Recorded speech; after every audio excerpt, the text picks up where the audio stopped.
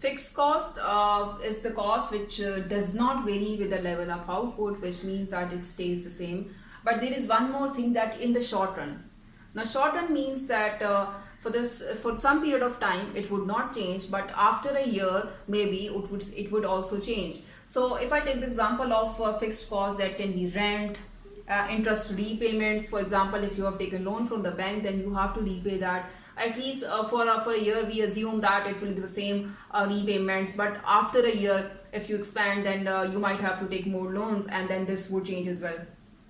Insurance charges, at least they'll stay same in the short run, which means at least in a year they would not change. So we can say this, that fixed costs would be overall for any business which they have to pay, even if they produce anything or not. Once I've decided that I'll set up my business and I'll take premises and I'll start setting up that whole area, so it means I'll have to pay these costs. So this cost does not change with the level of output.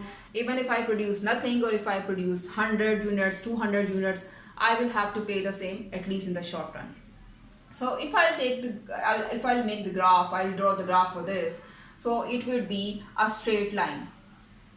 For example, if I'll take this units as 100, it would be same. If I'll take 200, it would be same, which means it would not change in the short run. So this will be a straight line to make if we have to make graph for fixed cost.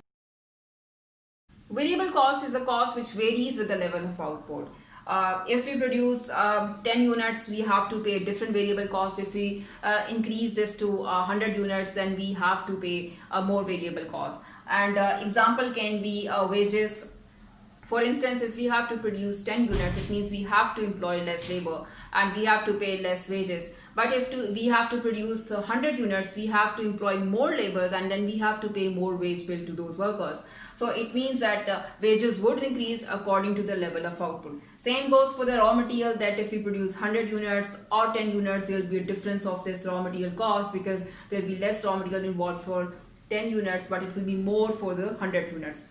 So it means that if I don't produce anything, I don't have to pay variable cost. If I'll start producing, even if I produce 1 unit, 2 units, it means it will start increasing. So if I make the graph for this variable cost, it would be a upward sloping curve, which means that with the level of output, it would start increasing. As I produce, for example, 100 units, it would be different, and it would further increase if I'll produce more units, which means 200 units, it will further increase. So this will be the upward sloping curve for the variable cost.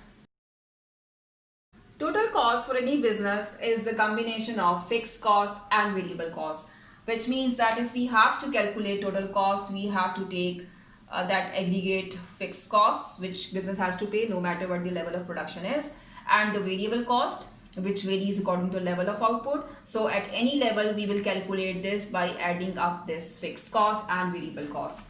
So if I have to make a graph for the total cost of any business, it means it will include this fixed cost as well as this. So the shape will be this, which means it would never be zero, because even if we don't produce, we have to pay some cost as fixed cost. That's why it will start from something positive, and it will further start increasing like the variable cost, because then after that we have to pay variable cost according to the level of output, so it would start increasing. So this will be the shape of your total cost curve if we have to make.